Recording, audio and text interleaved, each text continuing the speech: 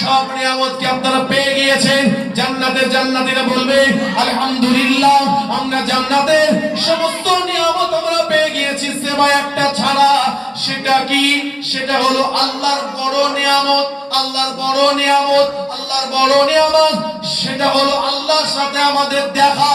হে নওজোয়ান যুবকেরা, হে আমার নবী উম্মতীরা, আল্লাহ পাকের কাছে মালায়েকা ফেরেশতারা সে বলতে লাগলেন, ও রব্বি আল্লাহ পাক, আপনার জান্নাতুল ফেরদাউসে আপনার জান্নাতের জান্নাতীরা বলেছে তারা জান্নাতের সব নিয়ামত পেয়ে গেছে, একটা ছাড়া।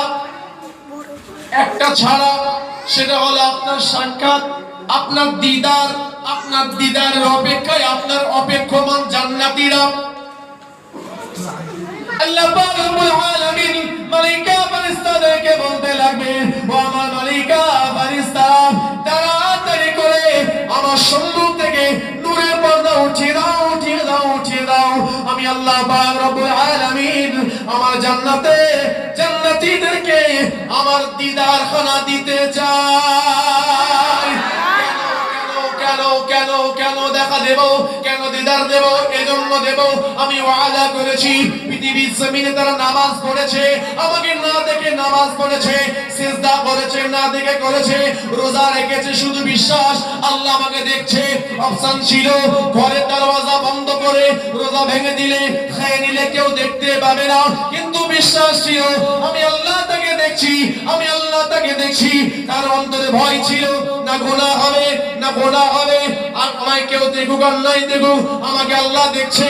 সে বান্দা রোজা রেখেছে, হজ আদায় করেছে, যাকাত দিয়েছে, কুরবানি আদায় করেছে। বান্দা হারাম পথে চলার অপশন ছিল, হারাম খাওয়ার অপশন ছিল, টেবিলের তলা দিয়ে নেওয়ার অপশন ছিল, কিন্তু বান্দা কিচ্ছু করেনি। হালাল পথে চলেছে, সত্য পথে চলেছে, হক পথে চলেছে, ইনসাফের উপরে চলেছে, আমার দেখিয়ে দেওয়া রাস্তায় চলেছে, শুধুমাত্র কেবলমাত্র একমাত্র আমাকে খুশি করার জন্য, আমাকে রাজি করার জন্য, যেই বিনিময়েতে আমি আল্লাহ পাক তাকে আমার জান্নাতটা দান করেছি। আজকে আমার ফেরেশতারা ও আমার মালায়েকারা তাড়াতাড়ি করে আমার সম্মুখ থেকে নূরের পর্দা উঠিয়ে দাও, উঠিয়ে দাও, উঠিয়ে দাও। আমি আল্লাহ পাক আমার জান্নাতে জান্নাতীদেরকে আমি আল্লাহ পাকের সূরত চেহারা দিদার খানা দিয়ে দেব। বান্দার কাছে অপশন কি করবে? জান্নাতে গিয়ে আল্লাহর সাথে দেখা করবে না জাহান্নামে? আল্লাহ